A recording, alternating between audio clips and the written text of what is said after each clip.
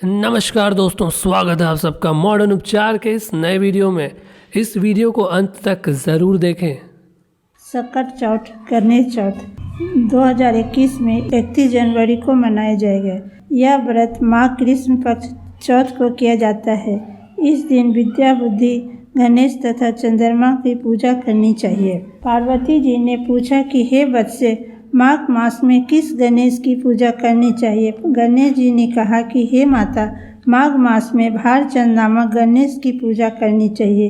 इस दिन की पूजा में तिल द्वारा निर्मित 5 लड्डू गणेश जी को अर्पित करें एवं 5 लड्डू ब्राह्मण को दे।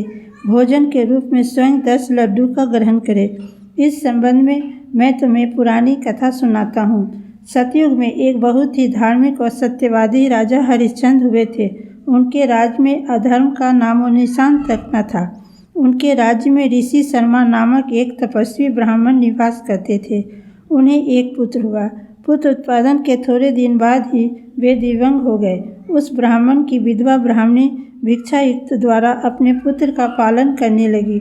उस ब्राह्मणी ने माघ मास की चतुर्थी को उत्तम व्रत किया।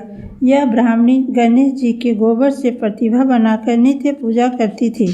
हे पार्वती, भिक्षा मांगकर ही उसने माघ चतुर्थी के दिन तिल के लड्डू बनाकर गणेश जी की भक्ति भाव से पूजा की। इस बीच उसका बालक गणेश जी की मूर्ति को अपने गले में लटकाकर खेलने के लिए घर से बाहर निकल गया। उसी समय एक नर पिशाच कुम्हार ने उस बालक को पकड़ अपने आवा के बर्तन पकाने के लिए उसमें आग लगा दी। उधर उस बच्चे की माँ बालक को न पाकर विकल होकर बिलखने लगी। गणेश जी से प्रार्थना करने लगी, हे गणेश जी, विशाल काय वाले, सूर्य नारायण के समान क्रांति वाले, आप मेरी रक्षा कीजिए। हे गजानन, मैं पुत्र वियोग में व्याकुल हूँ। यह ब्राह्मणी आधी रात तक इसी तरह विलाप करती रही। प्रातःकाल कुम्हार अपने पके हुए बर्तन को देखने के लिए आया। आवा खोलकर देखने पर उसने देखा कि जांघ भर पानी भरा हुआ है। यह अद्भुत बालक उसमें बैठा हुआ खेल रहा है। ऐसा दृश्य देखकर वह भयभीत हो गया। उसने इस अद्भुत घटना को राज दरबार में जाकर सुनाया। उसने महाराजा हरिश्चंद्र से निवेदन किया कि हे महाराज, मैंने अपनी कन्या के विवाह के लिए कई बार मिट्टी के बर्तन को पकाने के लिए आवा लगाया, परंतु बर्तन एक बार भी न पका, कच्चे ही रह गए। अंत में मैंने निराशा होकर एक तांत्रिक के कथनानुसार उस बालक को अपने आवा में बलि चढ़ा दिया। मैंने अपने स्वार्थवश ब्राह्मणी के बालक को दरिद्री और असहाय समझकर इस जांग कुकर्म किया है। इस निर्दयी कार्य को करने के बाद मैं रात्रि में निश्चिंत होकर सोया। सवेरे उठने पर मैंने ऐसी अनहोनी घटना देखी। कुम्हार की बात सुनकर राजा अत्यंत विस्मित हुए और जिस स्थान पर वह बालक था वहां उसे देखने के लिए आए। राजा ने मंत्री से कहा कि यह लड़का किसका है, इस बात का पता लगाओ। इस आवे में जांघ भर पानी कहाँ से आया, उसमें कमल के फूल कहाँ से खिला गए, इस आवे में हरी हरी धूप कहाँ से उगाई। बालक के शरीर में जरा भी आँच नहीं लगी और न तो यह भूख प्यास से ही व्याकुल दिखाई पड़ रहा है। राजा इस बात का पता लगा कर ही रहे थे कि विलाप करती हुई ब्राह्मणी वहां आ पहुंची। उसने बालक को गोद में उठा लिया, रोती हुई बालक के समक्ष बैठ गई। राजा हरिश्चंद्र ने उससे पूछा कि हे ब्राह्मणी, इस आवे में बालक कैसे बच गया?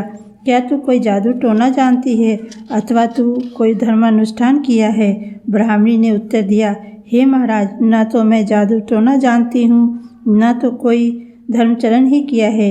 हे राजन, मैंने तो केवल संकटनाशक गणेश चतुर्थी का उत्तम व्रत करती हूँ। उसी व्रत के प्रभाव से मेरा पुत्र अग्नि में भी नहीं जला। ब्राह्मणी की बात सुनकर राजा ने घोषणा की कि मेरे राज्य में समस्त जनता इस उत्तम व्रत का आचमन करे। इसमें मेरी पूर्ण सहमति है। राजा ने उस विधवा ब्राह्मणी को प्रतीक्षा करते हुए कहा कि हे पतिव्रते, तू धन है। राजा ने नगर के सभी लोगों को गणेश पूजन का आदेश दिया। उस दिन से इस राज्य के निवासी प्रत्येक महीने की गणेश चतुर्थी का व्रत करने लगे। इस व्रत के प्रभाव से ब्राह्मणी अपने बालक को पुनः जीवन का पा सकी थी। भगवान श्री कृष्ण ने कहा कि हे युधिष्ठिर, आप भी इस सर्व व्रत को कीजिए। इस व्रत के प्रभाव से आपकी संपूर्ण कामनाएं पूरी होगी।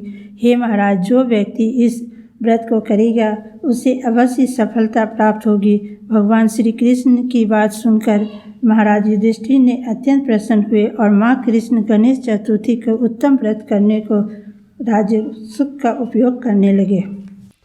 तो यार आशा करते हैं आपको ये वीडियो पसंद आया होगा। अगर आया तो इस वीडियो को लाइक कर दें, हमारे चैनल को सब्सक्राइब कर दें और हम मिलेंगे आपसे ऐसे ही किसी अगले वीडियो में। तब तक के लिए धन्यवाद।